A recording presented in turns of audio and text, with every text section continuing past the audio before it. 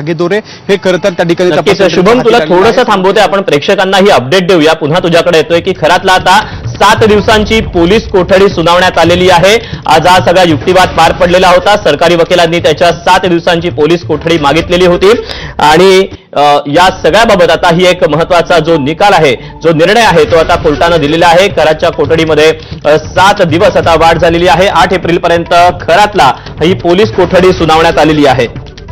आज आरोपीला अर्थात अशोक खरातला, या भोंदू अशोक खरातला कोर्टामध्ये ऑनलाईन हजर करण्यात आलेलं होतं आणि या सगळ्या दरम्यान सरकारी वकिलांनी त्याच्याबाबत 7 दिवसांची पोलीस कोठडीची मागणी केलेली होती. अशोक खरातकडून कुठल्याही प्रकारे सहकार्य मिळत नाहीये, त्यामुळे तपास यंत्रणेसमोर एक मोठं आव्हान उभं राहिलेलं आहे.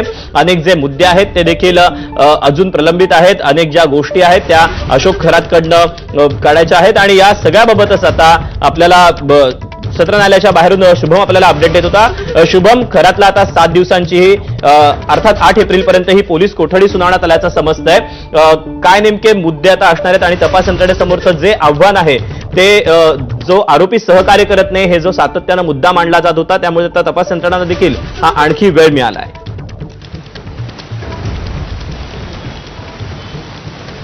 खरं तर दीपक, या सगळ्या सुनावणीच्या दरम्यानमध्ये त्याला 7 दिवसांची जी पोलीस कोठडी मिळाली आहे, हे तपास यंत्रणेचं यश त्या ठिकाणी आपल्याला खरं तर पाहायला मिळते. कारण अनेकदा ज्यावेळा युक्तिवाद सुरू असतो, युक्तिवादामध्ये महत्त्वाचे पुरावे त्या ठिकाणी खरं तर कोर्टासमोर सादर केले जातात.